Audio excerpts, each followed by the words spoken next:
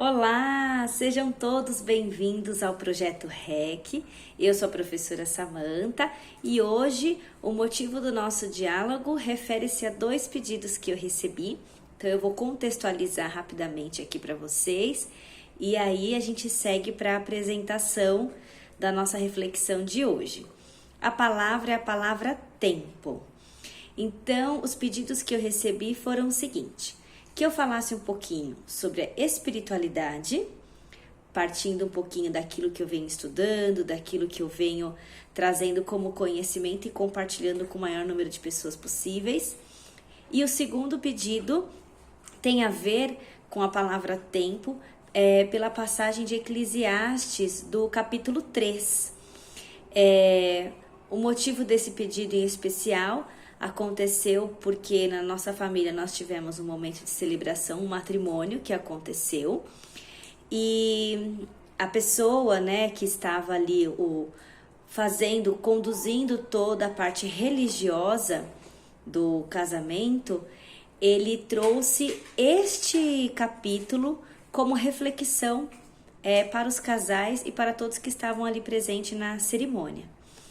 A minha tia, em específico, que estava dividindo a mesa conosco, ela disse que ao ouvir essas palavras, ela se sentiu muito emocionada, porque ela se recordou do meu avô, que falava muito dessa passagem, encostado na porta de casa, e ela ficou muito emotiva, se surpreendeu por essa passagem ter sido escolhida para celebrar ali e colocar em reflexão o momento do matrimônio que estava acontecendo.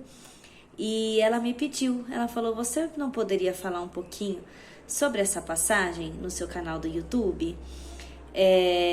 Então, eu estou unindo os dois pedidos. O pedido sobre um vídeo que falasse um pouco mais sobre a espiritualidade em si e essa passagem bíblica do capítulo 3 de Eclesiastes. Então, eu fiz uma junção da parte, eu peguei essa passagem bíblica e eu trouxe a espiritualidade no sentido de levarmos uma reflexão sobre os versos que são ditos do 1 ao 8, que estão presentes no capítulo 3. Então a ideia é que possamos refletir e dialogar não pela visão religiosa, dogmática daquilo que está posto, escrito, mas sim uma reflexão pensando em ações que podemos fazer ao nosso dia a dia que nos traga a essa reflexão do tempo. Que tempo é esse? Esse tempo da vida, não o tempo cronológico. Como a gente pode administrar esse tempo da vida com uma qualidade maior. Então eu trago o paralelo com as leis herméticas trazidas por Hermes Trismegisto, porque como leis herméticas, aquelas leis que o Egito trouxe, pautado no conhecimento do universo, fala muito sobre entendermos também o tempo de cada um e o nosso tempo enquanto agentes viventes dessa matéria. Então, a qualidade do tempo, como aproveitar o tempo e que tempo é esse? Mais uma vez repito, não o tempo cronológico, as rotinas do dia a dia, os compromissos, mas o tempo desse espaço-tempo da vida, a vida aqui no mundo fenomênico, a vida aqui no mundo da matéria. Este espaço de tempo, como podemos nos dedicar a essa qualidade, de aproveitamento, de ensinamento, de vivência. Então, eu vou fazer um paralelo na leitura desses versículos com a reflexão sobre a espiritualidade, aquela que está pautada com a conexão do todo, do Deus, o todo, o Criador de tudo, e nós, parte desse todo, parte que está aqui em fase de aprendizagem para tornarmos humanos cada vez mais humanos. E no final, eu trago também uma reflexão da palavra tempo a partir da literatura do livro Momo e o Senhor do Tempo, escrito por Michael Ende, que fala muito claramente, de uma forma lúdica e de uma forma que cada um tira para si um aprendizado sobre o que é o tempo. Então agora eu vou para o computador e eu compartilho a tela com vocês. Bom, então vamos para a nossa apresentação e começar o nosso diálogo sobre o tempo. Tempo para tudo, Eclesiastes capítulo 3. Então vamos iniciar com essa reflexão, que há tempo para tudo. Como vai ser a nossa apresentação? Estou deixando as boas-vindas a todos e faremos a primeira parte dessa reflexão sobre o tempo. Então, o que é esse tempo? Qual a virtude do tempo? O que a gente faz com o nosso tempo? Tempo de vida, não o tempo cronológico. E por que querem tanto tirar o nosso tempo? Né? O que significado ele tem? Qual a importância dele na nossa vida? E aí, eu vou trazer um pouquinho, um breve conhecimento sobre as leis herméticas. O que são essas leis? Quem as trouxe? Como que ela foi registrada e portanto, é conhecida até hoje? E aí eu vou fazer um paralelo em complemento aos versículos do capítulo 3 de Eclesiastes, e a cada versículo a gente vai fazer uma correlação com alguma das leis herméticas apresentadas. E por último, eu vou trazer uma literatura, Momo e o Senhor do Tempo, escrita por Michael Ende, e nós vamos também refletir o que o autor quis nos trazer de conhecimento a partir de uma fábula sobre a palavra tempo. Quais os ensinamentos que estão ali presentes e os personagens, como que eles transitam nessa história para trazer o ensinamento sobre o tempo. E eu começo aqui com o primeiro princípio da lei hermética, a primeira lei, que é a lei do mentalismo, o princípio do mentalismo, onde ele nos diz que o universo é mental. Então, o universo é mental? Como assim? Bom, entendemos que o todo, o Criador de tudo, ele cria tudo a partir da sua mente. E a partir das ideias da criação da sua mente, em determinado momento, aquelas mentalizações e criações tornam-se concretas. Então, nós somos parte do todo, nós somos criação do todo. Portanto, nós temos total conexão com este universo mental, porque fazemos parte do todo, fomos criados a partir dele, dos seus pensamentos. Então, se eu tenho contato com este universo mental, eu posso me elevar ou eu posso me estagnar, ou seja, ficar ali alienado a tudo que está à minha volta. Mas para que eu defina um caminho do crescimento ou da elevação para chegar junto ao todo novamente, eu preciso pensar no meu plano mental. E aí eu coloco duas perguntas, duas provocações. Qual é o ambiente mental que está na sua mente agora? Se pararmos 30 segundos e voltarmos à nossa mente, o nosso plano mental, se tivesse que colocar imagens aqui, quais seriam essas imagens? Então, a minha mente está voltada em qual plano de ideia? Ela está em que plano de criação? Ela está em que ação? Pensando o quê? Na benevolência, na caridade, no amor fraterno? Ou ela está no egoísmo, no desrespeito, da não ética? Então, onde está o meu pensamento? Onde está a minha mente? No amor ou no conflito? No encontro ou no desencontro? Na verdade ou na ilusão? Onde está a minha mente? E onde vibra a sua energia? Porque se o universo é mental, tudo é energia. E se tudo é energia, eu sou energia, tudo aqui à minha volta é energia, porque tudo foi criado a partir de uma mente. E a partir dessa mente, as coisas passam a ser. E onde vibra essa energia? Por exemplo, a minha mente, ela está projetada para determinadas situações e eu coloco a minha energia está totalmente voltada para essas vibrações, para essas situações, para esses pensamentos. Então, qual é a qualidade da energia que eu estou empregando? Eu estou colocando muita energia para aquelas coisas todas que estão na minha mente. E o que é que está na minha mente? Eu estou me conectando com o que neste plano mental? Eu trouxe uma imagem que vai trazer um pouco mais de esclarecimento para isso que eu estou querendo dizer. Vocês podem perceber aqui uma pirâmide. Nessa pirâmide nós temos a base, né, maior, e nós temos a ponta mais estreita. E aqui é importante entendermos que nós temos 3 divisões a partir do que somos. E essas 3 divisões, o entendimento delas vai fazer com que a gente consiga entender então o que essas leis herméticas têm de nos trazer de conhecimento.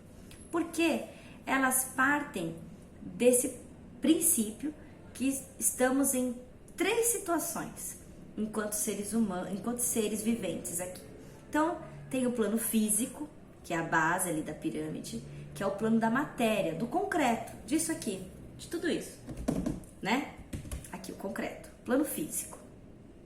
Nós temos ali o plano mental, que é o plano das ideias, né? Onde eu me conecto e me conecto com o próximo plano e aquilo que está na minha mente é aquilo que é projetado na minha matéria, porque eu estou aqui primeiro elaborando aqui tudo que as minhas ações, as minhas atitudes, os meus desejos, as minhas dificuldades, enfim, tudo aqui está no plano da mente, no plano das ideias. E o plano espiritual, que é o plano sutil, o plano superior. Então a gente entende que nós somos formados a partir desses 3 planos: do material, físico, concreto, do mental, que é o plano das ideias, e do espiritual, que nos conecta à nossa centelha de vida. Sem o plano espiritual, o sutil, a matéria só por si não tem vida. E só a matéria por si só, sem o espiritual, o divino, também não tem vida. Então, esses 2 extremos, eles precisam se conectar. E para se conectar, eles precisam de um mediador, aquele que está no meio, que vai fazer a conexão. Então, é muito importante haver uma qualidade desse plano mental.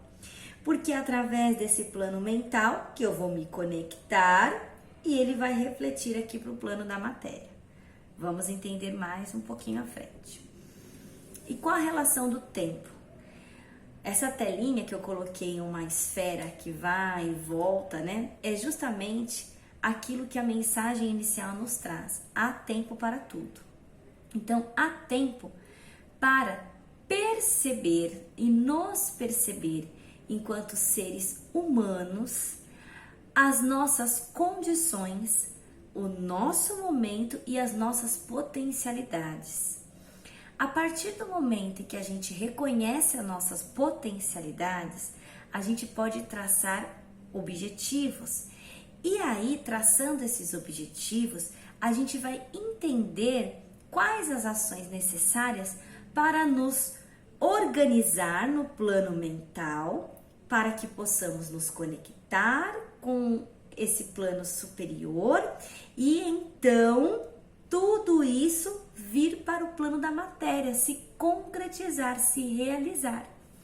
Então, é muito interessante a gente entender e respeitar que há tempo para tudo.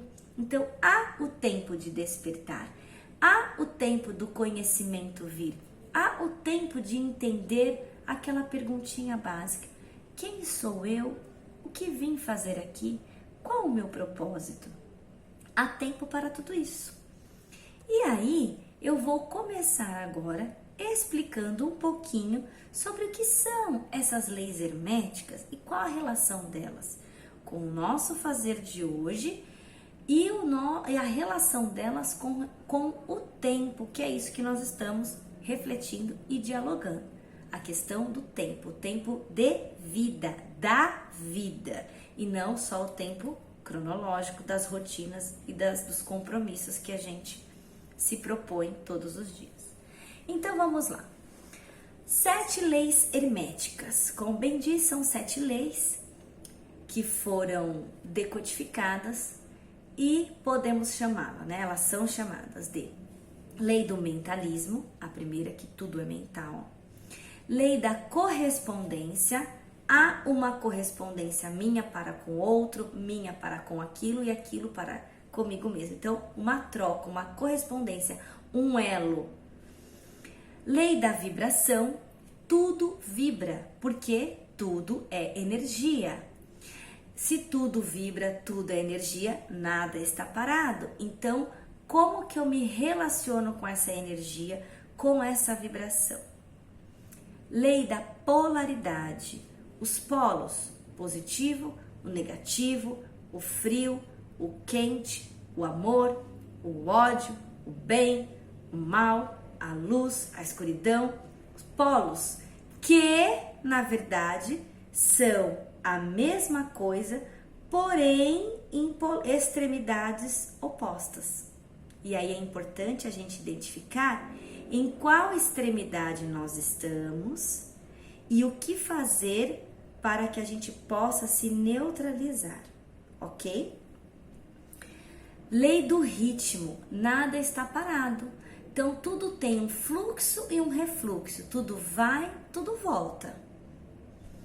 Lei da causa e efeito, essa é sagrada, né? Nós sabemos que toda causa tem seu efeito e todo efeito teve uma causa. E como nós nos relacionamos com isso, como nós nos organizamos e o que a gente faz, que é a colheita, né?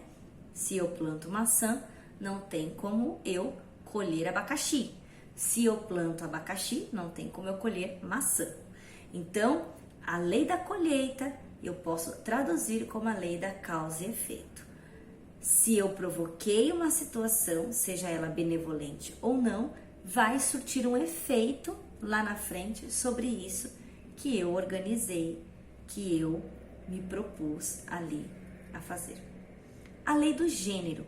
Esse é muito importante entendermos que não estamos falando do gênero da sexualidade. Aqui a lei do gênero é o gênero das forças, das energias do feminino e do masculino, da luz e da escuridão, da força e da fraqueza. Então é entender essa lei do gênero. O gênero está em tudo e são forças que se complementam. E quando eu entendo essas forças, eu consigo fazer com que esse complemento se torne algo harmônico, ok? E então, quem foi mesmo que trouxe essas leis herméticas e por que herméticas? Hermes Trismegisto, assim ele foi conhecido. Trismegisto, 3 vezes grande, 3 vezes sábio, né? Ele foi 3 vezes iniciado, aí, iluminado. Ele foi um grande sábio, sacerdote do Egito milenar há muito, muito tempo. E ele foi o criador do hermetismo, desses conhecimentos sagrados, daquilo de um conhecimento até então secreto, fechado. Por quê? Porque Hermes entendia sobre o tempo e ele entendia que nem todos estavam no tempo para receber essa sabedoria. E por não serem todos que estavam preparados para receber essa sabedoria, ela era secreta para aqueles que estavam preparados a receber, aqueles que chamavam de iniciados, que estavam prontos para receber esse conhecimento. Então, Hermes ele traz essa referência do hermético, do fechado, justamente porque ele entendia que cada um está em seu tempo de aprendizagem, seu tempo de vivência. Hermes, ele sabia da importância do que ele tinha nas mãos, do sagrado que ele tinha nas mãos, do conhecimento, da lei que rege o universo. E para quem que eu posso passar esse conhecimento?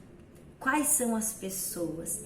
E como eu vou fazer com que elas aprendam, usufruam desse conhecimento? Porque não é só aprender, é você usufruir e então passar e passar e passar.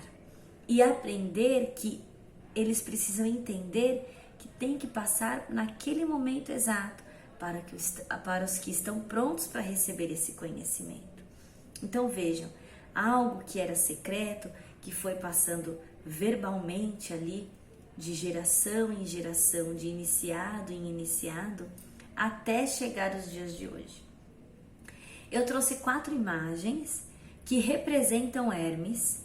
A imagem do meio, com um gorro, né, de vermelho, segurando ali um círculo, a mão apontada para baixo, essa do meio, é uma das mais conhecidas, que traz uma referência dos alquimistas, né? Aqueles que buscavam a sabedoria, chamado de os iniciados. E percebam que eles usam roupas ali como se fossem magos que se escondem, se encontram à noite para poder refletir e dialogar sobre sabedorias adquiridas, porque não podiam ser vistos.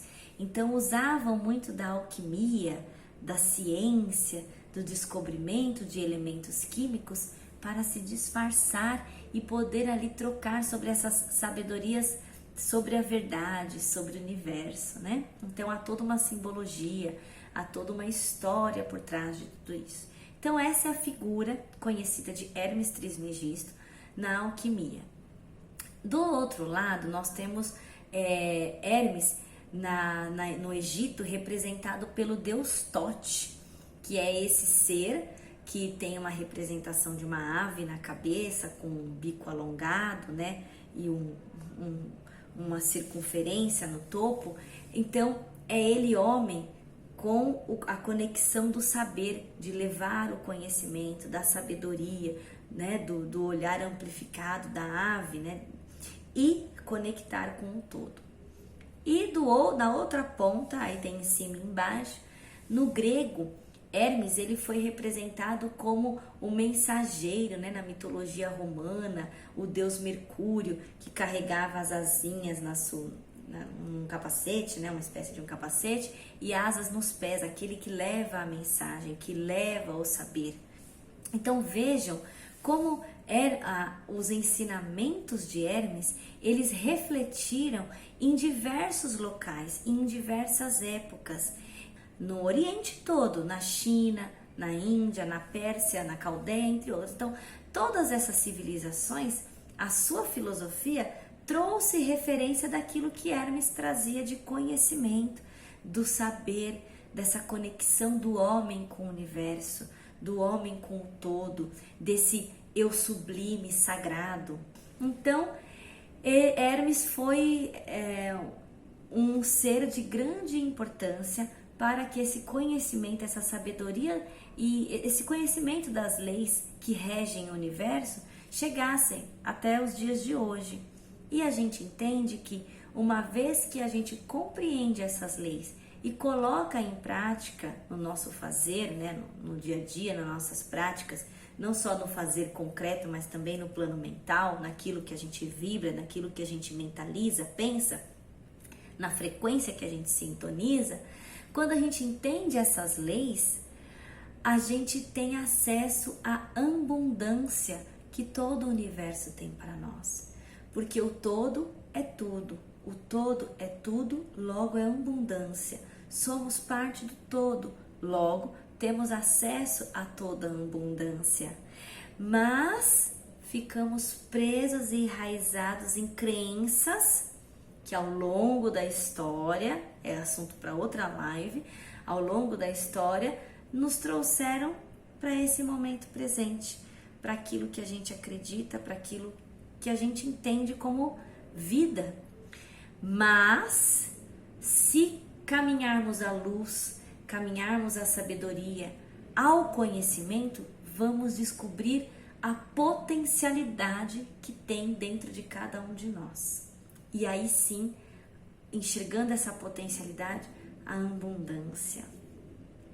E quem trouxe esse conhecimento por escrito? Não se sabe quem foi, mas no livro O Kybalion, ou O Kybalion, depende, né, da fala, da tradução, este livro foi quem trouxe por escrito essas leis que até então eram trazidas de geração em geração, para alguns, para poucos, e disseminado aí pelo mundo, né, no Oriente e depois no Ocidente.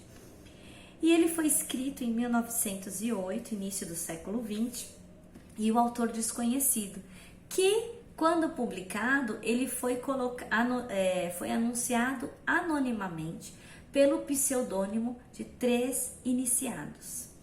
Há hipóteses de algumas pessoas que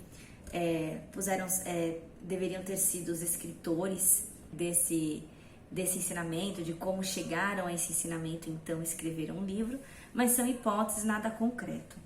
Mas o que importa aqui é que esse conhecimento chegou até nós e nós temos a versão do Kybalion comentada, que é essa que eu tenho aqui, ela é mais extensa, que é por William Walker, comentado por ele.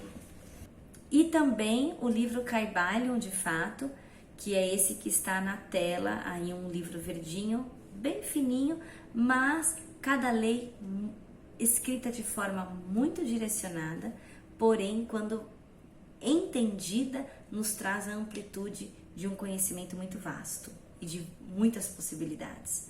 Então, é um livro que vale a pena ter, ler, conhecer, degustar, saborear, vivenciar e aprender, porque a cada leitura, cada vez que eu volto para uma leitura de uma lei, eu descubro mais coisas. É um livro muito recomendado. Nós sabemos que muitos escritores, muitos da atualidade e os anteriores também, fizeram diversas publicações, estudos, pautados nessas 7 leis. Inclusive tem alguns que pegam determinada lei, estudam muito sobre ela e aplicam o ensinamento pautado muitas vezes em uma única lei. Então, se a gente for olhar o livro O Segredo, tem muito das leis herméticas, a lei da atração, né? Então, muitas dessas leis que trazem para nós como conhecimento, como um exercício, ela tem origem lá na questão das 7 leis herméticas de Hermes Trismegisto. Hoje em dia, a gente sabe da quantidade de coachings para diversas áreas, área da saúde, área financeira, emocional, social, de relacionamento, empresarial. Então, esses coaches que se tornam especialistas desse conhecimento e adquirem ali as habilidades e multiplicam essas habilidades de como atrair ou realizar, praticar aquilo em que eles estão ensinando, também por trás há as 7 leis herméticas, as leis que regem o universo. Então, é muito interessante conhecer. Então, vamos lá. O que o capítulo 3 da Bíblia, Eclesiastes, nos traz com relação ao tempo? Eu vou rapidamente fazer a leitura dos 8 primeiros versículos e a gente, na próxima tela, começa a fazer as referências de cada versículo com a lei hermética. Então, ele começa assim: há para todas as coisas um tempo determinado por Deus. Tudo tem seu tempo determinado e há tempo para todo o propósito debaixo do céu. Há tempo de nascer e tempo de morrer, tempo de plantar e tempo de arrancar o que se plantou, tempo de matar e tempo de curar, tempo de derrubar e tempo de edificar, tempo de chorar e tempo de rir, tempo de prantear e de saltar, tempo de espalhar pedras e tempo de juntar pedras, tempo de abraçar e tempo de afastar-se de abraçar, tempo de buscar e tempo de perder, tempo de guardar e tempo de deitar fora, tempo de rasgar e tempo de coser, tempo de estar calado e tempo de falar, tempo de amar e tempo de aborrecer, tempo de guerra e tempo de paz. Se pensarmos no que estamos vivendo hoje no mundo, o que mais desejamos é tempo de paz. Haverá tempo de paz, sempre há tempo de paz. Mas aí, a partir do que a gente vai estudar aqui, a gente vai entender também esse tempo de guerra, que guerra é essa e o quanto a gente contribui para esta guerra inconscientemente e involuntariamente. Vamos para o primeiro versículo e começar aqui a fazer as referências às leis herméticas como um complemento dessa aprendizagem daquilo que está escrito na Bíblia. Primeiro versículo: tudo tem seu tempo determinado e há tempo para todo propósito debaixo do céu. Eu trago aqui um paralelo em complemento, o princípio da correspondência, assim como em cima embaixo, assim como embaixo em cima. O que podemos tirar de aprendizado? Que a correspondência é a conexão que eu tenho com o outro ou com aquilo. É a nossa afinidade, nós estamos nos correspondendo, nos comunicando. Então, se eu parar para pensar que tudo tem seu tempo determinado, há tempo de eu ter contato com conhecimentos de expansão de consciência, há tempo de eu me preparar para uma evolução espiritual, uma evolução pessoal. Então, há tempo para todas essas ações. E o que vai me corresponder? Quais são as pessoas que eu preciso estar em contato para que esse conhecimento, essa expansão possa acontecer?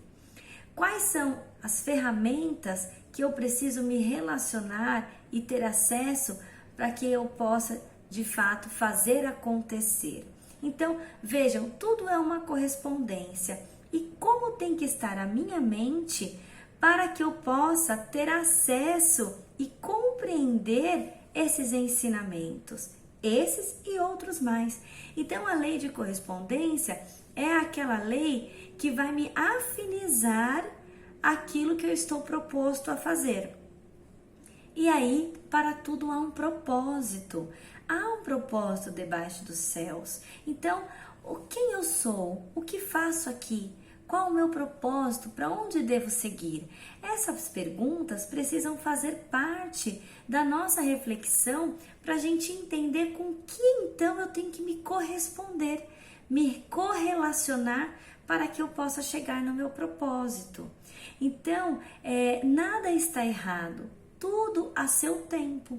E esse tempo é o tempo de estar preparado para captar as ideias, o tempo de estar preparado para assumir responsabilidades, o tempo de estar preparado para me aliar às pessoas ou às situações ou às coisas que favoreçam o meu propósito.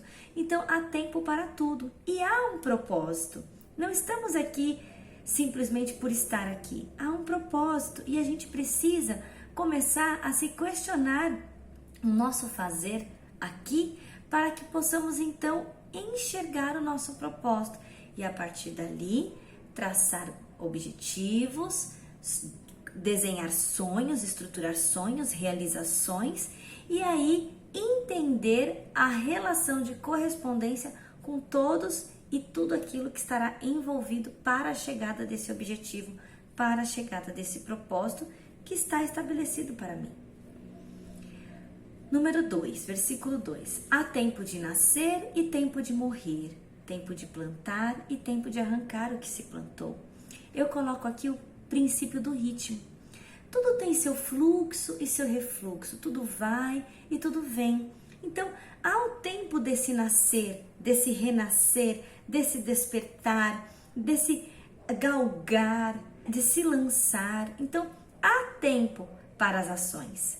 Como também há tempo de morrer. E o que é esse morrer?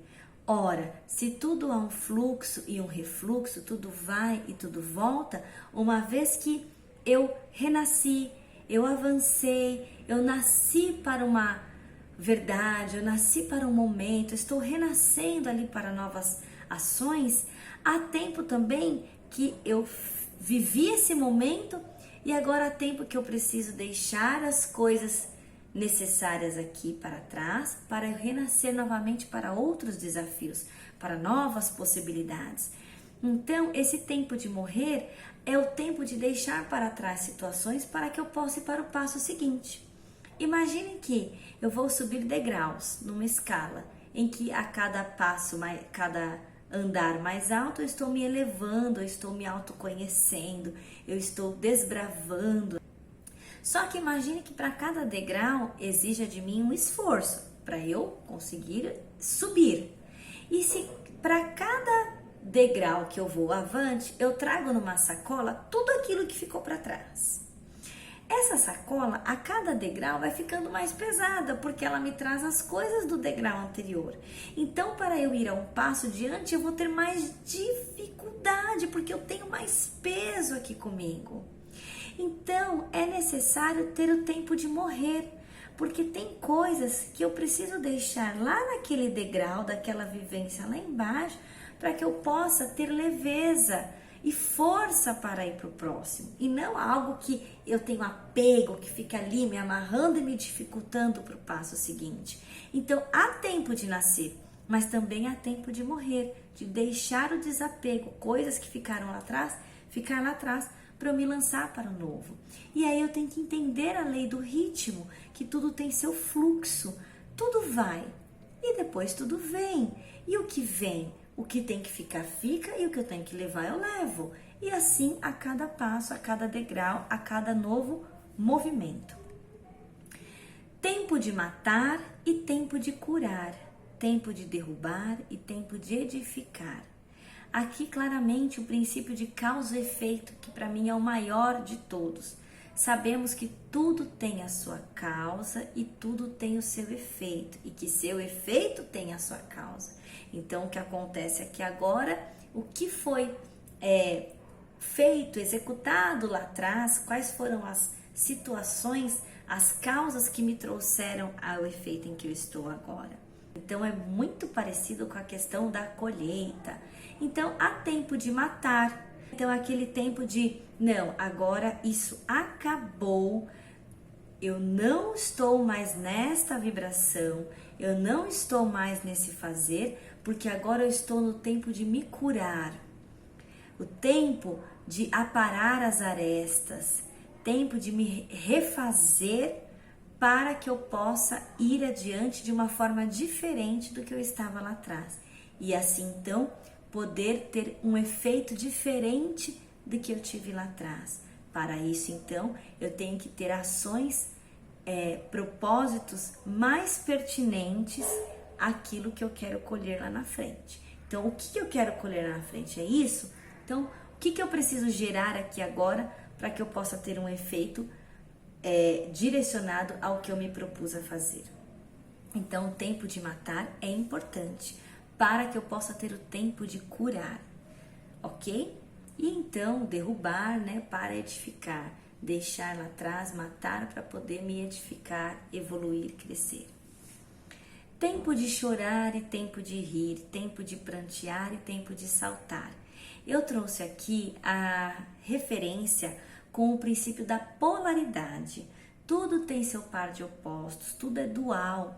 Então, eu tenho aqui o meu par de opostos. Tempo de chorar e tempo de rir. Então, tempo de chorar e tempo de rir. Então, eu tenho que verificar nesse movimento que eu faço aqui com os meus braços, como que eu busco a neutralidade. Porque o que é a polaridade? Os opostos. Mas os opostos são em si a mesma coisa, só que eles só estão em polaridade diferente. Então, o amor, o ódio, a caridade, o egoísmo, o quente, o frio, a luz, a escuridão. Então, elas são em essência a mesma coisa, que se disseminaram, se dividiram, se repartiram e foram para extremos diferentes. Então, eu tenho que identificar aqui onde está o meu polo nesse momento. Ele está aqui no positivo ou ele está aqui no negativo? E o que eu preciso fazer para me conectar e aí então poder me restabelecer, me reorganizar e me neutralizar diante dessa situação. Vamos para um exemplo. Os vícios. As pessoas que buscam a alegria através de um vício, seja ele qual for, da bebida, do cigarro, das drogas, da mentira, não importa. Ela busca um vício para se pautar num prazer, numa alegria que ela não tem, que ela não consegue encontrar, porque ela está parada e presa na dor. Então ela está na polaridade da dor e ela busca um refúgio no vício para ter a outra polaridade, a alegria.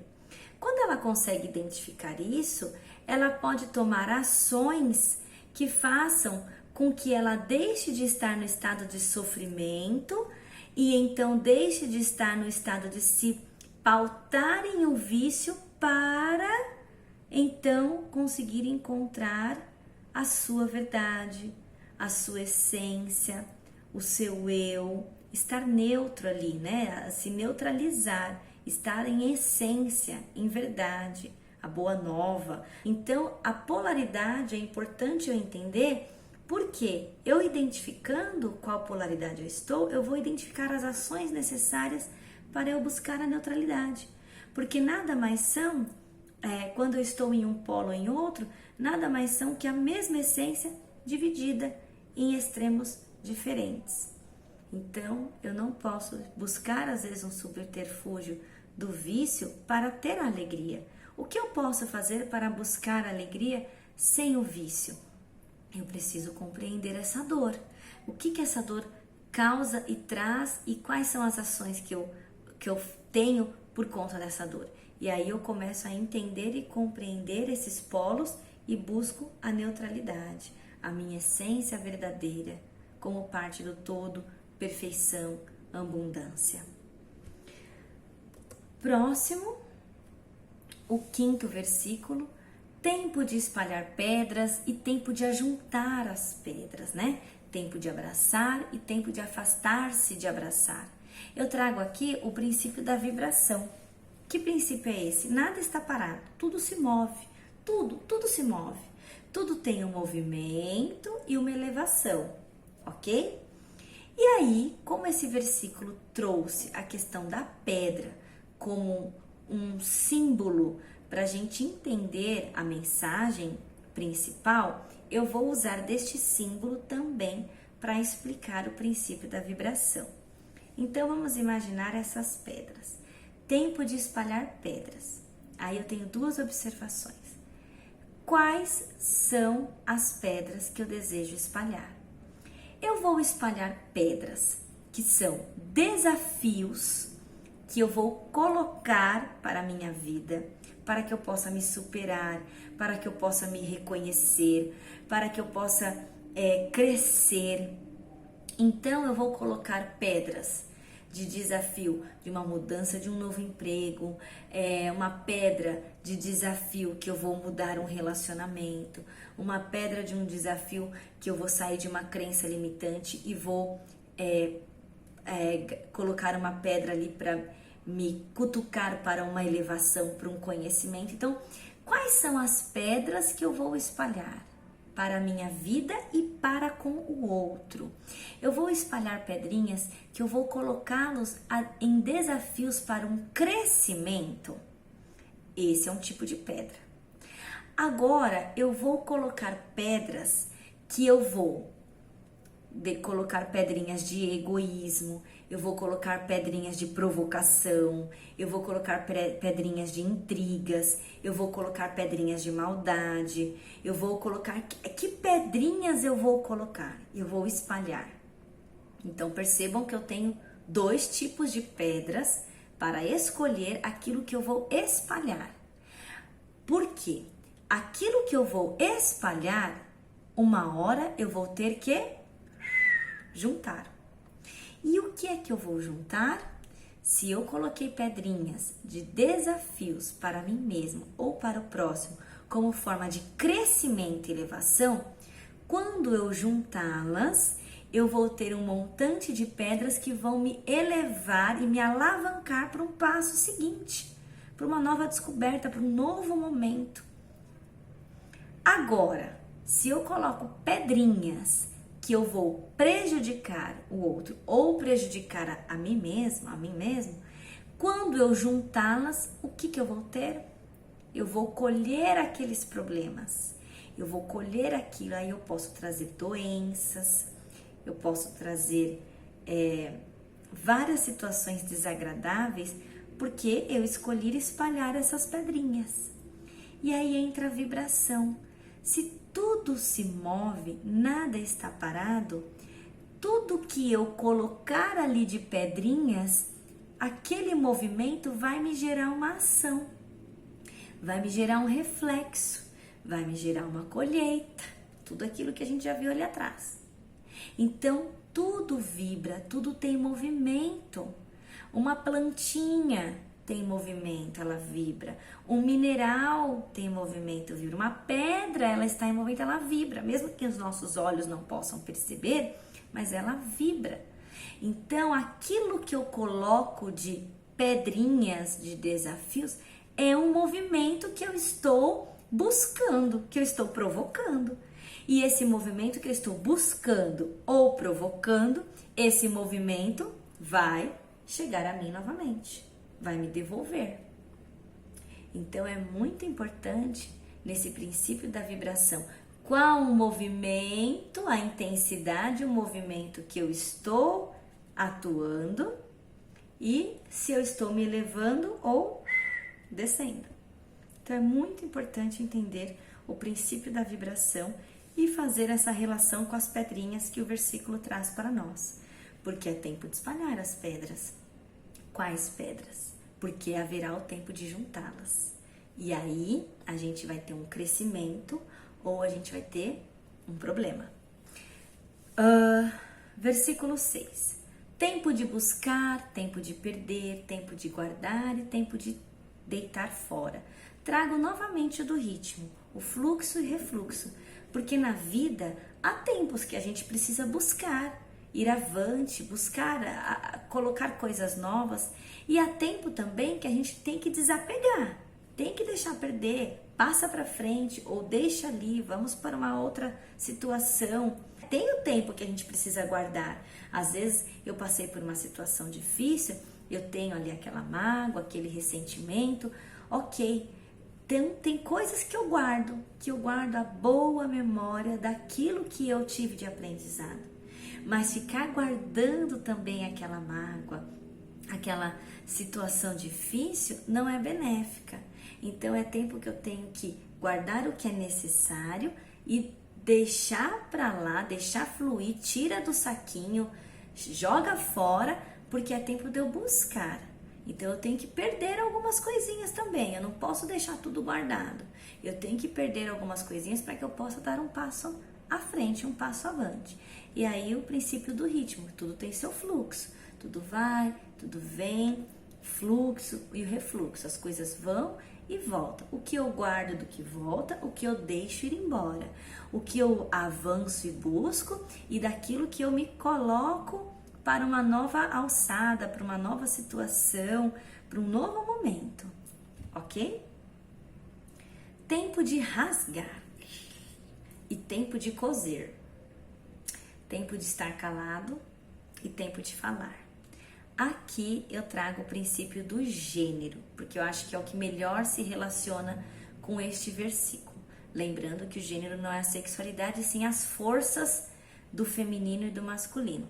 Aí, para efeito de curiosidade, eu trouxe essas energias, que elas são opostas, mas elas se completam, que é o Yin e Yang, muito presente no taoísmo, né? Na filosofia oriental chinesa. E o que quer dizer o Yin e o que quer dizer o Yang? O Yin, ele está representado por esse lado preto da imagem, que eles falam que é o negativo, que é o escuro, que é o introspectivo. E o Yang, que é essa luz, o masculino, o positivo. O que ele vai falar para nós? Ele vai falar assim, que essas duas forças, elas são opostas, porém elas se complementam e se encaixam e são necessárias.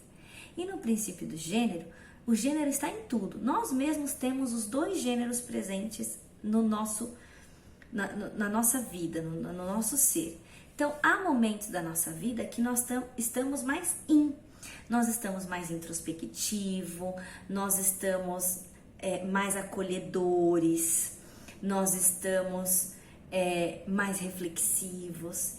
E há momentos da nossa vida que nós estamos mais yang, com a força yang mais aflorada, que nós estamos mais ativos, nós estamos mais despertos, nós estamos mais atentos, mais feroz ali na situação.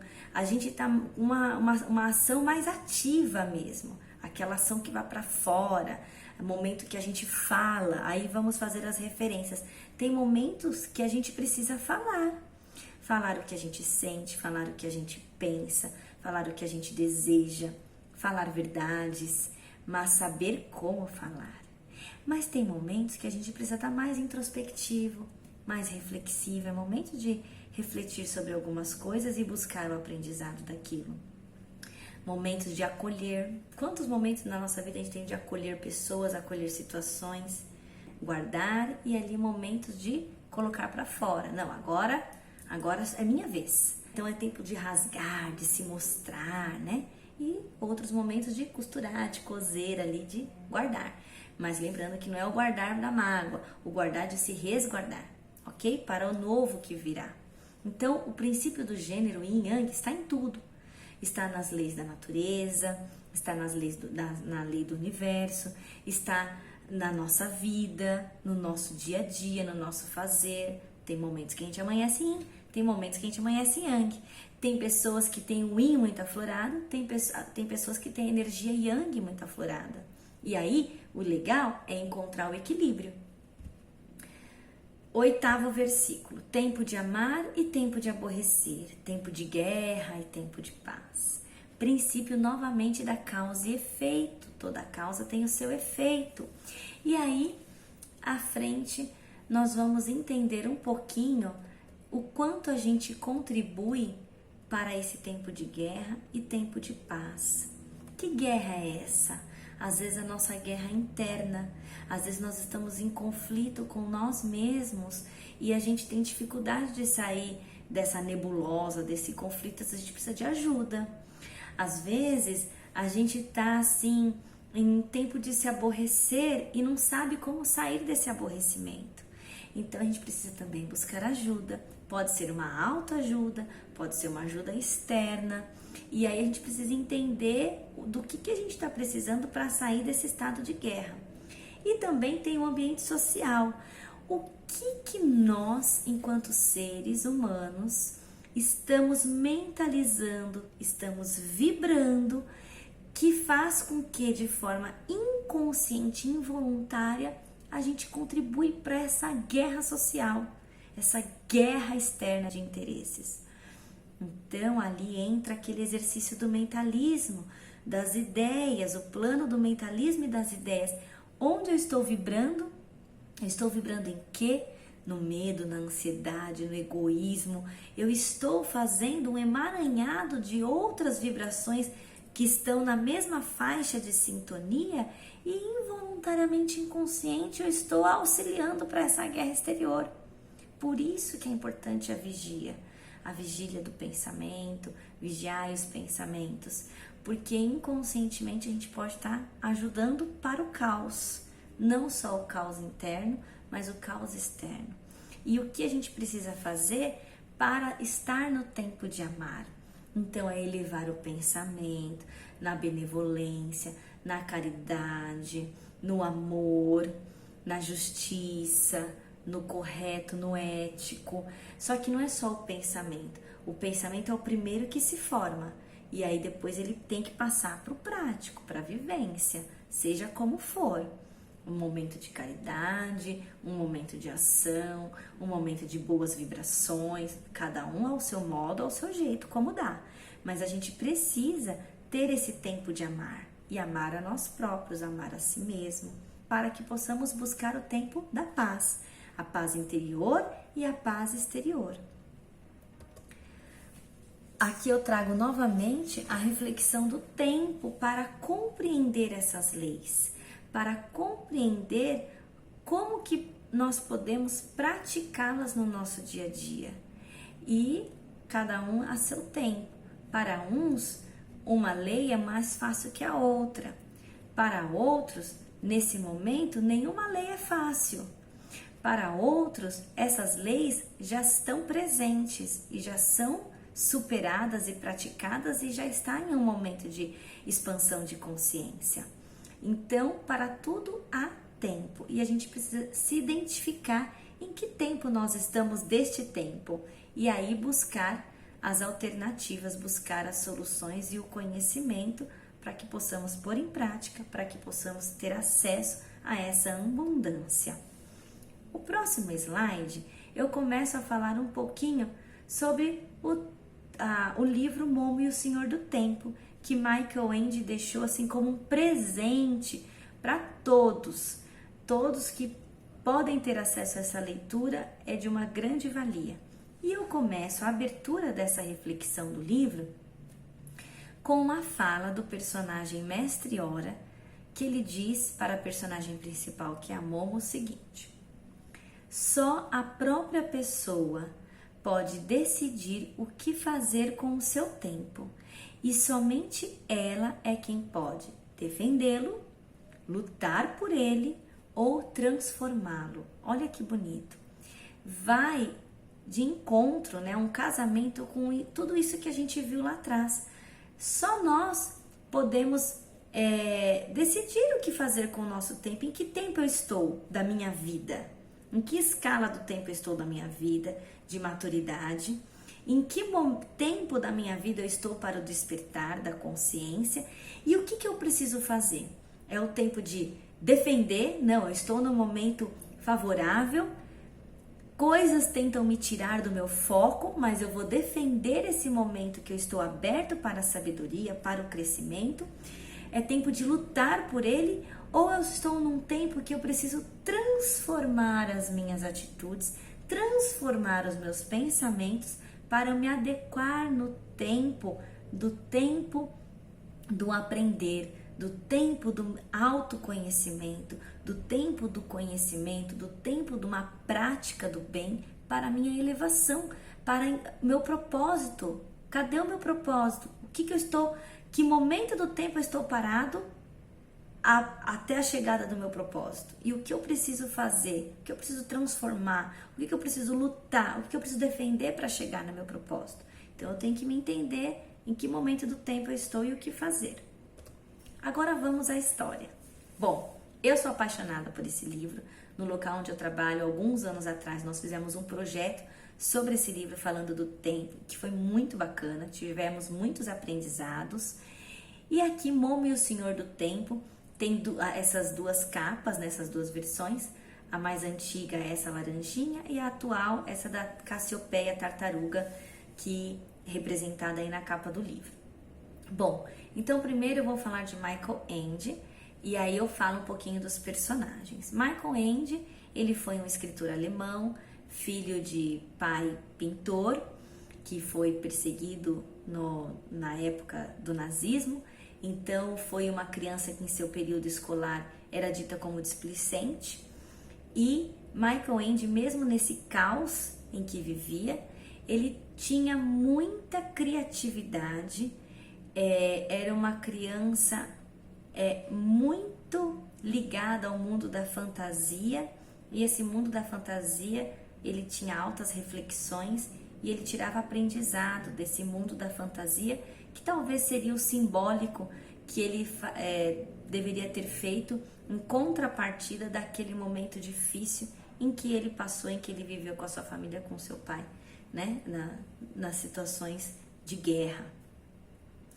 Ele publicou esse livro em 1973 e ele ficou conhecido com o filme História Sem Fim, que ele fez depois de Momo, foi em 1979. Então Michael Ende fica famoso quando ele lança o filme História Sem Fim, mas ele já tinha escrito Momo e o Senhor do Tempo, e depois ele escreve mais um depois da História Sem Fim, do Flip, que eu não me lembro agora. E são 3 obras maravilhosas que nos traz muito ensinamento, e todas elas pautadas na fantasia, na fábula, e que traz uma moral ali muito interessante. Então, os personagens dessa história maravilhosa são Momo, que é uma criança que não se sabe a idade, mas é uma criança em que ela tem uma virtude em especial, que é saber ouvir. Cassiopeia é uma tartaruga que chega até Momo como presente do Senhor do Tempo. E a Cassiopeia, ela vai ser ali um norteador de Momo, que vai auxiliar no caminho que a Momo precisa perseguir no decorrer da história. E a Cassiopeia, em seu casco, como aparece no livro ali, Momo, aparecem algumas palavrinhas que auxiliam a Momo com relação à direção. À direita, à esquerda, pare, avance.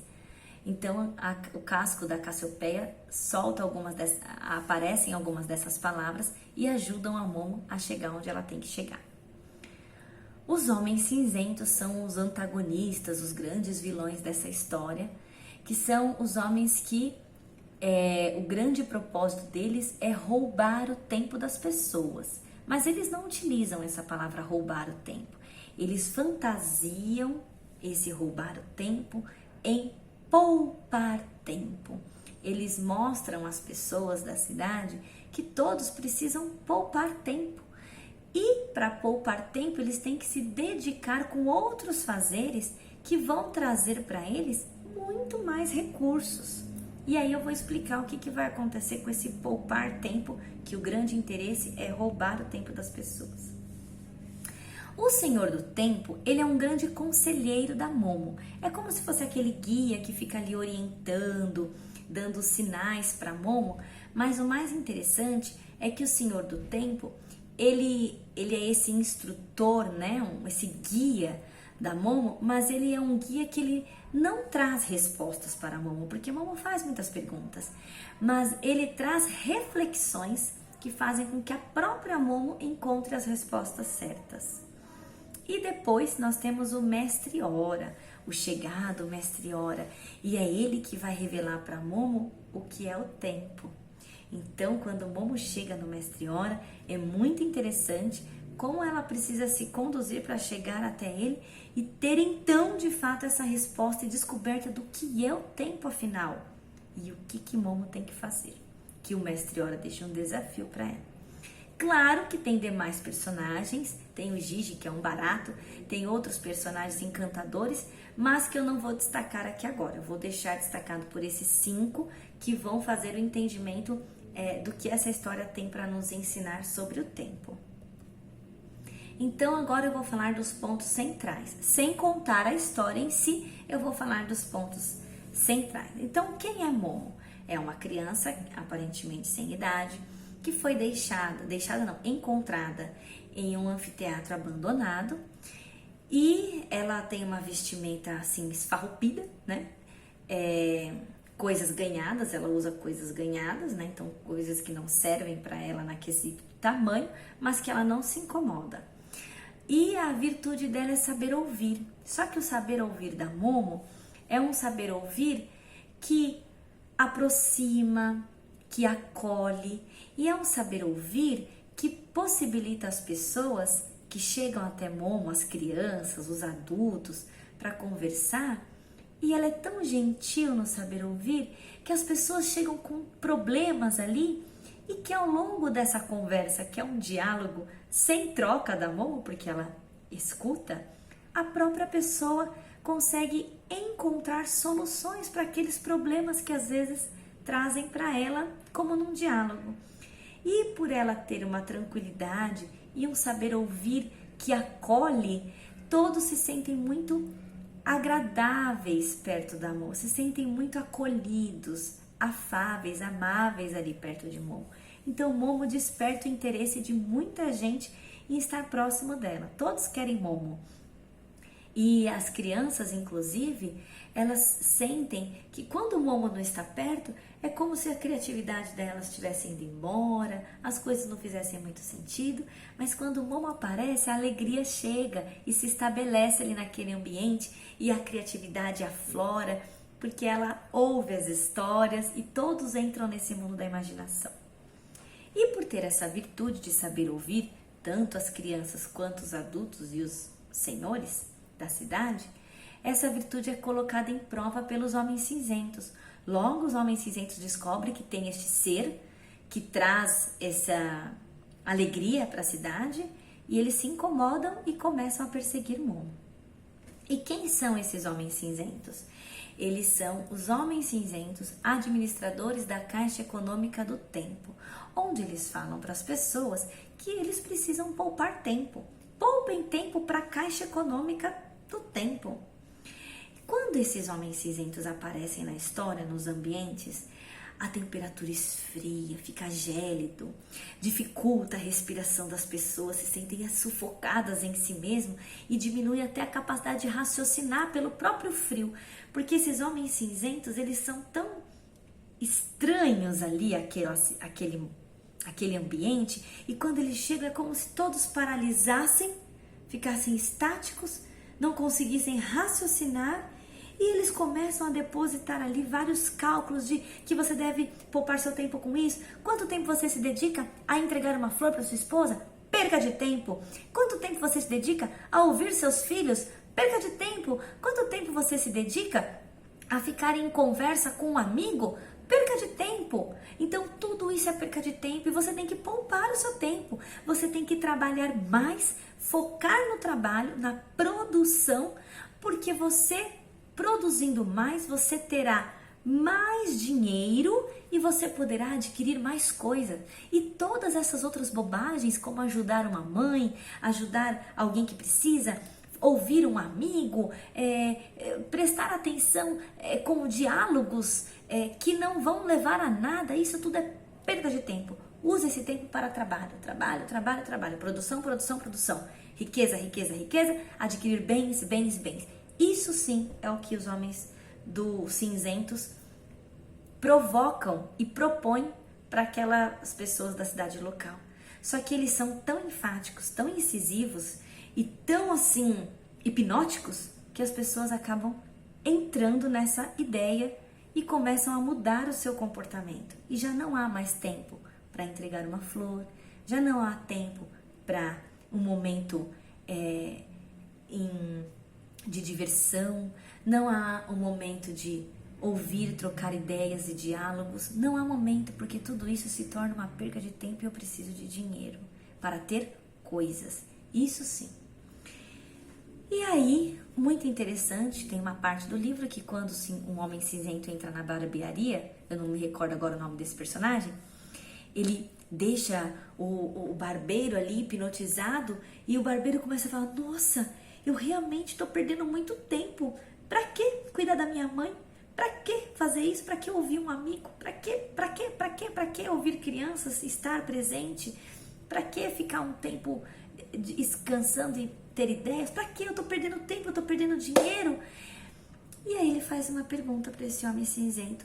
Tá, mas se eu poupar tudo isso de tempo, o que eu vou fazer com isso depois? Aí os homens cinzentos olha para ele e responde, fique tranquilo que isso a gente cuida para você. Prestem atenção a todos vocês que estão aqui comigo. Existe alguma coisa familiar aí? A gente vive alguma coisa parecida com isso? Então os homens cinzentos, eles representam a vida mecânica, as pessoas começam a perder sentido da vida. Qual o sentido da vida? Se eu não tenho tempo nem para refletir sobre ela, eu tenho que trabalhar, trabalhar, trabalhar, trabalhar. Então eles falam de dedicar o tempo excessivo ao trabalho para adquirir mais coisas e a frase é não pensa, produza, tempo é dinheiro. E aí eles pegam as pessoas nessa, tempo é dinheiro. A Cassiopeia. A Cassiopeia é uma tartaruga, simboliza a paciência, a perseverança, então ela caminha junto com a Momo na sua trajetória, no enredo ali, na história, na trama toda. Então, sabe aquela coisa da tartaruga?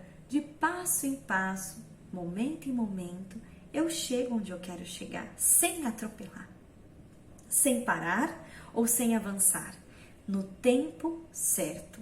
As coisas no tempo certo, cada qual a seu tempo.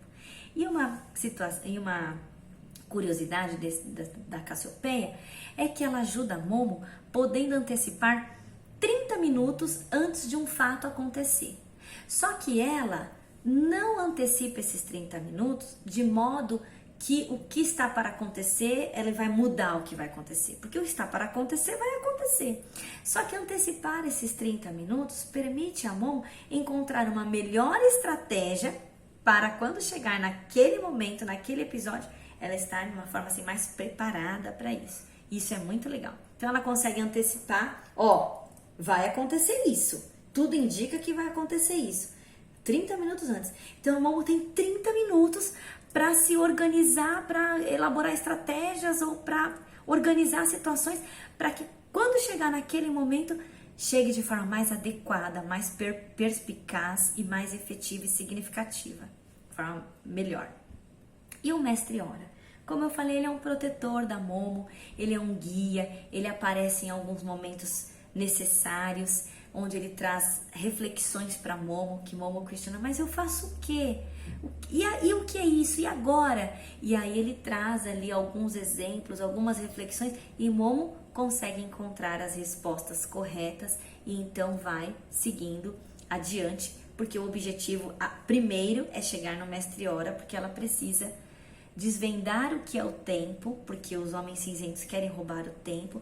Ela perdeu todos aqueles amigos pro trabalho, para a falta de tempo deles, daquele momento de troca, de diversão, e ela começa a ficar desesperada. O que ela pode fazer para mostrar para as pessoas que não é esse o caminho? Só que para isso ela primeiro precisa encontrar a resposta, para daí então poder voltar e esclarecer as pessoas. E o Mestre Ora, ele é um grande ajudante da Momo nessa caminhada até a chegada do Mestre Ora, até a chegada do Senhor do Tempo, perdão. Aí sim, quando ela chega no tão esperado Senhor do Tempo, que fica no lugar algum de tempo algum, quando ela chega lá, ela se depara com uma situação inusitada, que para chegar até o Senhor do Tempo, que vai trazer a resposta para Momo do que é o tempo e o que ela tem que fazer, ela tem que, é um ambiente cheio de relógios de todos os tempos, de todas as formas, de todos os jeitos, ela tem que andar para trás. A sacada de chegar até o Mestre Ora é que ela tem que andar para trás, porque andando para trás, ela vai começar a encontrar respostas que o tempo presente pode ser mais... o tempo presente, ele é o tempo que ele, estando vivido de fato no presente, sentido ali, é o que vai trazer as respostas para o futuro. Só que para isso ela tem que voltar aí para trás, ela tem que andar para trás, ir lá atrás na memória e começar a perceber algumas coisas. E a partir do momento que ela volta, né, que ela tem que chegar no mestre, voltando lá, fazendo aquela uma retrospectiva dos fatos, das situações, ela vai começando a perceber situações ali que não estavam no presente, vividas ali, sentidas, e aí ela entende que ela precisa estar no presente, que o presente tem a resposta de tudo. Mas que presente é esse, afinal? E aí ela começa a entender o que é o tempo e o que fazer para despertar os amigos que tiveram seus tempos roubados, o verdadeiro tempo, o tempo da vida, tempo que significa a vida de fato, não o tempo perdido, o tempo corriqueiro, o tempo mecânico, o tempo fast food, o tempo essencial, esse sim, o vivido. E aí o Mestre Ora, quando ela chega no Mestre Ora, ele coloca uma charada para ela, um enigma, para ela descobrir o que significa o tempo. Ela consegue desvendar, não vou falar qual, ela consegue desvendar o que é o tempo. E aí a última frase dele, antes dela começar a segunda aventura dela para resgatar aqueles amigos de volta que estão perdidos ali com a questão dos homens cinzentos, ele fala para ela: o tempo mora no coração das pessoas. Olha que lindo. Então ele fala: o tempo mora no coração das pessoas. Então o que será que Momo tem que fazer para trazer a pessoa para o presente, para o coração, para aquilo que realmente significa para a pessoa e faz sentido? E na história, esse coração é representado por uma flor que tem pétalas vermelhas. E a cada momento que alguém perde o significado do tempo, o tempo real, o tempo significativo, uma pétala cai. E as pétalas vão caindo, caindo, caindo, até que morre. E a Momo começa a ver que a pétala dela tá caindo. E aí ela começa a ficar desesperada, porque ela também tem um propósito a seguir, a fazer, e ela precisa correr contra o tempo para conseguir alcançar esse propósito, e ela não pode deixar que essas pétalas caiam, senão ela não vai ter mais tempo. Então ela tem um tempo para conseguir vencer o tempo. E ela descobre também que os homens cinzentos, a cada pétala que cai de alguém, para eles exala uma fumaça, que eles pegam essa pétala e montam charutos, e eles se alimentam dessa fumaça, que o charuto feito da pétala morta, eles se alimentam. Olha que interessante. Então, são várias simbologias que o autor utiliza para mostrar para nós, a partir de uma reflexão muito íntima, muito pessoal, o que a gente faz com o tempo. Então, o que significa esse tempo? E aí, eu coloco aqui uns pontos de atenção, pontos de alerta, se a gente for parar para pensar na palavra tempo, para pensar tempo de vida, onde nós estamos com o nosso tempo, o que nós estamos fazendo com o nosso tempo, para quem estamos dedicando o nosso tempo. E aí eu coloco alguns pontos, cinco pontos de atenção. Primeiro, qual a qualidade das relações humanas que você tem? Qual a qualidade das relações que você tem no convívio social? Quem são as pessoas que você atrai para si ou que você busca? Tudo isso vai fazer com que o seu olhar sobre o tempo da sua vida, a qualidade do seu tempo, se identifica. Você busca relações que fazem com que você perca o seu tempo pro banal, para as coisas sem significado, sem sentido, sem crescimento, sem aprendizado, sem evolução? São essas as pessoas que você busca para estar com você? Ou você busca pessoas que estão ali, que vão aprender juntos, crescerem juntas, estar em momentos significativos, pessoas que são significativas para você, que trazem conforto para o seu coração. Então, qual a qualidade das relações humanas? Esse é o número 1 para você identificar se você está perdendo tempo da vida ou se você está ancorando boas práticas e boas possibilidades para a sua vida, para este tempo de vida que nós temos aqui. Outro ponto de atenção: mídias e redes sociais. Qual o tempo da sua vida que você dedica para ficar lá focado para as mídias e redes sociais? Porque mídias e redes sociais, elas precisam de um tempo dedicado. O tempo da informação, por exemplo. Um tempo de entender o que está acontecendo no mundo, por exemplo. Mas a qual mídia você segue?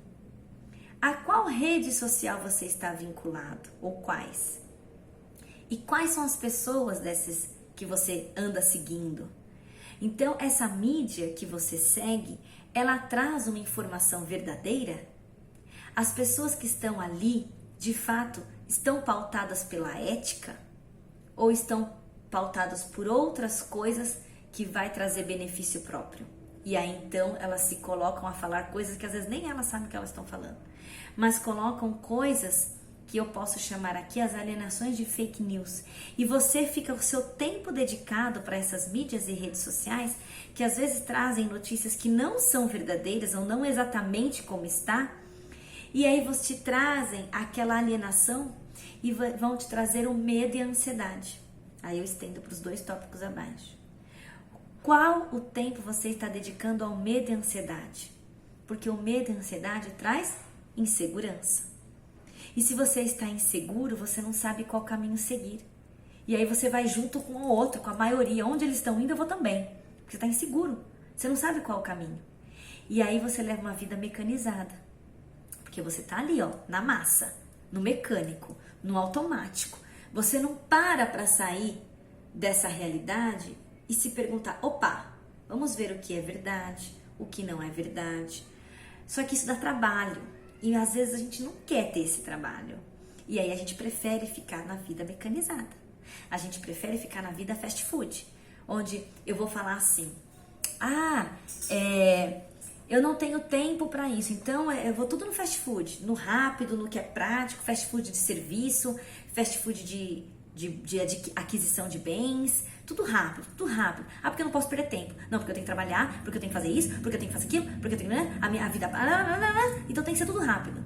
Mas peraí, será que às vezes não é mais interessante, ao invés de ficar nos fast foods da vida, achando que está poupando tempo, na verdade você está perdendo tempo de ter a oportunidade de sentar com seu filho, com a sua filha, com seu esposo, com a sua esposa, com seus pais, com seus amigos, com seus entes, e dedicar ali aqueles 5, 15 minutos de fast food, dedicar a ouvir, dedicar a ligar e perguntar se está tudo bem, dedicar a estar junto e ver, às vezes, o seu filho, sua filha traz uma coisa interessante, uma descoberta, uma curiosidade, uma experiência, uma vivência, ou faz uma ação, começa a andar, e você está ali, naquele momento presente.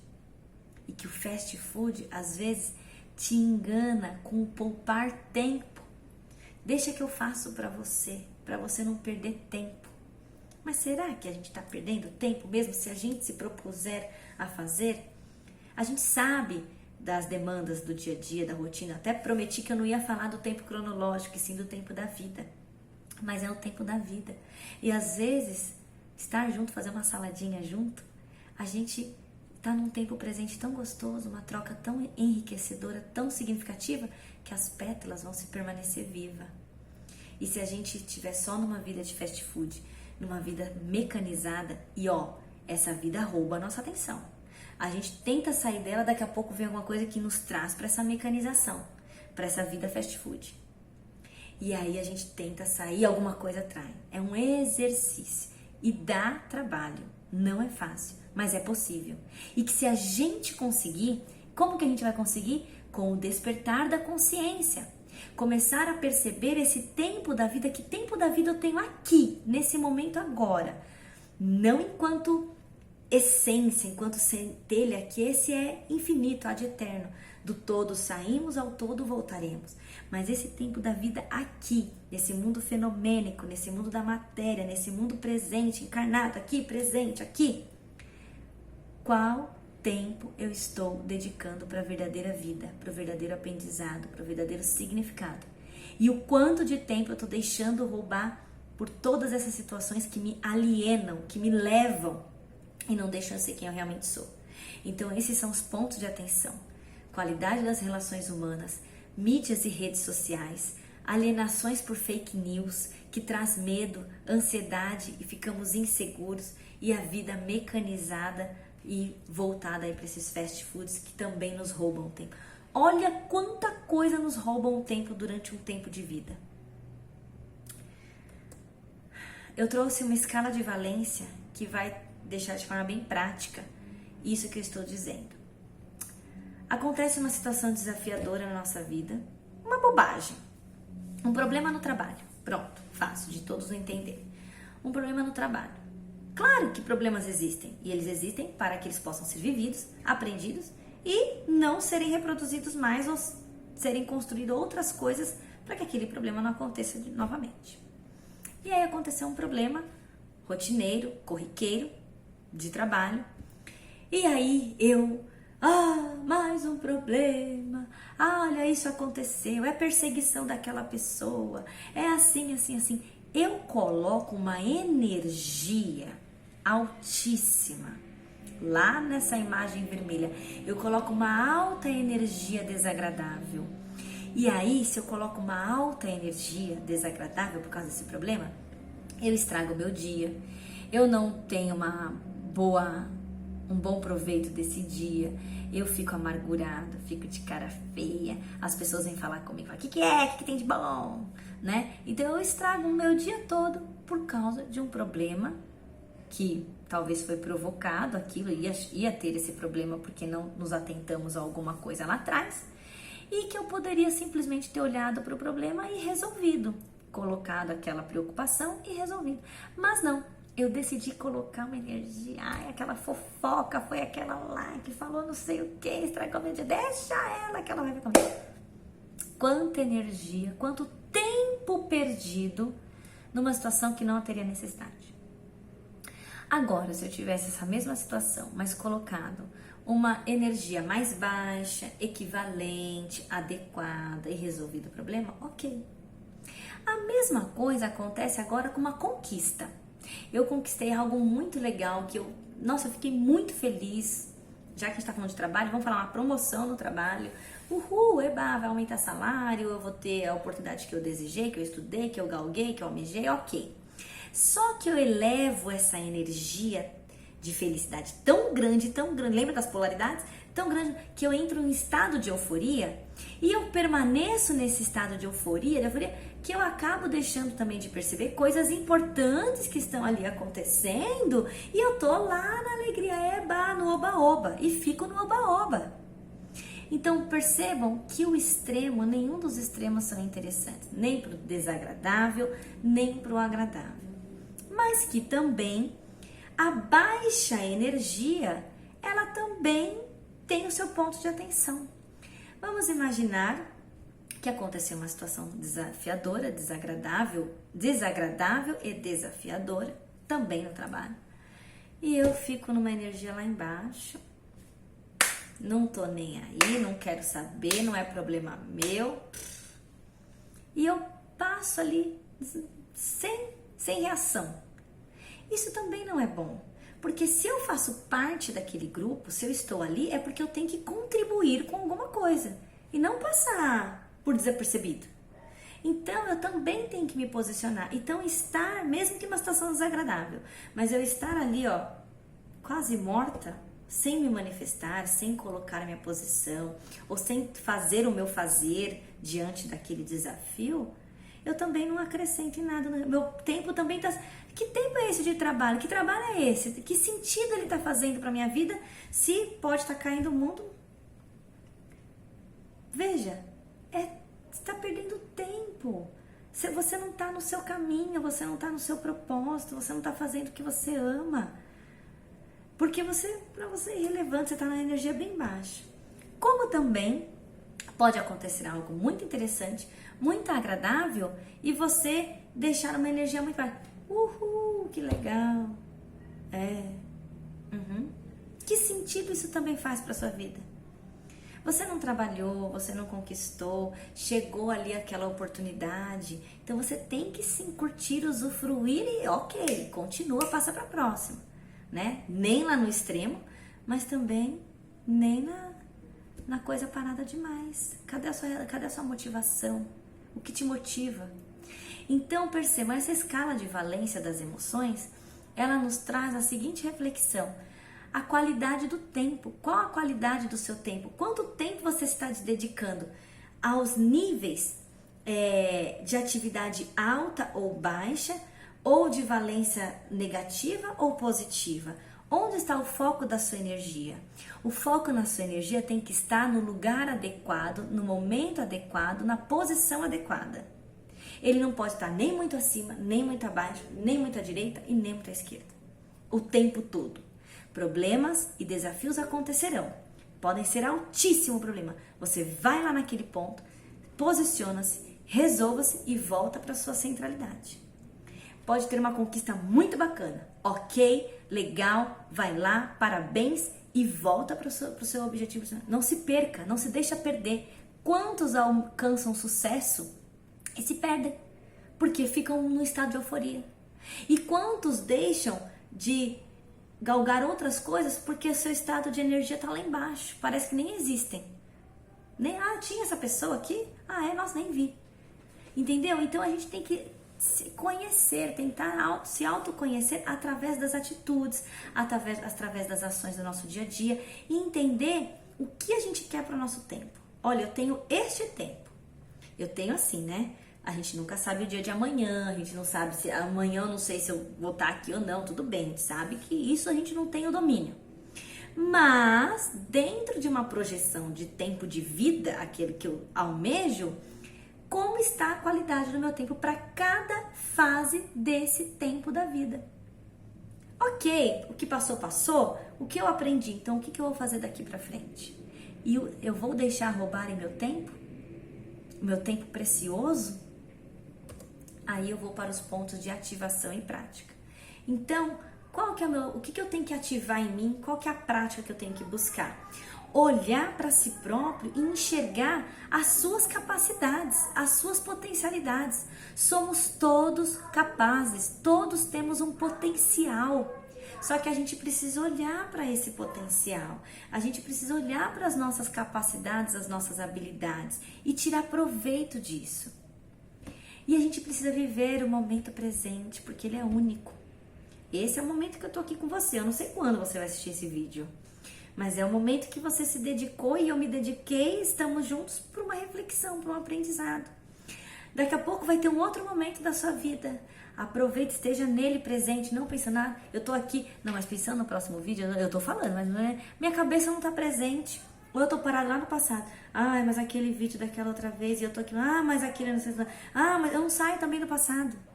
Então, vejam, nem o passado e nem o futuro se eu ficar preso nesses dois opostos, né, nesses dois polos, eu não vou estar vivendo o momento presente. E aí, se eu falar pra você, me conta tudo, o que foi a sua vida, né? Como já teve uma experiência aí lá fora feita, né, por pessoas que tinham que contar o que ele lembra da vida, e eu não vou me recordar dessa entrevista. Eu fiquei sabendo dessa entrevista através de um vídeo da professora Lucilena Galvão, e eu achei muito interessante essa experiência, e que falavam que diversas pessoas foram convidadas a falar sobre tudo que recordava da sua vida, com algumas faixas etárias. E o máximo que chegou foi em 8 horas de memória. Então, numa vida, às vezes, de 60, 80, 40 anos, lembrar de 8 horas, por quê? Só aquelas 8 horas foram significativas. Só aquelas 8 horas tocaram o coração. Lembra? Do coração, o tempo está no coração de cada um. Então, é isso que a gente quer, viver 40, 50, 60, 80 anos sem e recordar quanto disso, quanto de memória. Então, para isso, a gente tem que viver o tempo presente, de forma significativa e proveitosa. Bom, encerro mais uma vez, com a frase do Momo: só a própria pessoa pode decidir o que fazer com o seu tempo, e somente ela é quem pode defendê-lo, lutar por ele ou transformar. Esse foi o nosso diálogo de hoje sobre o tempo. Agradeço imensamente de vocês terem dedicado o tempo de vocês para estarmos juntos aqui nessa conversa, nessa reflexão. Vou deixar alguns agradecimentos aqui, porque eu só estou fazendo o que estou fazendo, que eu já entendi que é um propósito de vida, dedicar parte do meu tempo para trazer reflexões sobre a vida, principalmente sobre a questão que envolve uma educação que transforma de verdade, uma educação que traz um significado de verdade, uma educação que torna possível o autoconhecimento, o conhecimento e a prática do bem, pautados no respeito, na ética e na consciência. Então, eu encontrei, aos quase 40 anos, daqui a pouquinho, esse propósito, e é daqui para frente que eu vou dedicar também o meu tempo a este fazer, com muito amor, com muita alegria. E esses quase 40 anos passados foram tempos bem vividos, de desafios, muitos, de aprendizagens, e que eu vou trazer para que eu possa daqui para frente poder tornar possível também o autoconhecimento e respeitar o momento de cada um. Sou muito grata a algumas pessoas que eu vou citar aqui, que eu aconselho a seguir, quem quiser, que esse sim vale a pena. Professor Hélio Couto, professora Lúcia Helena Galvão, doutora Mônica de Medeiros, a Margarete Áquila, estudos que eu fiz também, Juliano Posati, livros de elevação, assim como Caibalion. Então, assim, é um grupo, uma egrégora de pessoas voltadas para a expansão da consciência, para o despertar. E eu quero muito fazer parte disso, porque trouxe para mim a possibilidade de despertar para muitas coisas, e eu quero poder contribuir com o que eu puder, do meu jeito, do jeito que eu sei fazer, para também o despertar de muitos. Então, agradeço imensamente. Se quem que desejar, entre em contato conosco. Se quiser deixar uma sugestão de uma temática, no blog eu vou deixar disponível esses slides para quem quiser baixar. Então, sigam nas redes sociais, que é isso que vai fazer com que chegue ao maior número de pessoas possíveis. E a minha eterna gratidão por dedicarem o tempo de vocês até aqui, e que a partir de agora, dessa reflexão, vocês possam, todos nós, possamos fazer do nosso tempo mais significativo, tempo dedicado ao crescimento, à elevação, à consciência e acesso à abundância que o universo tem para todos nós. Um grande abraço, fiquem com Deus e até mais.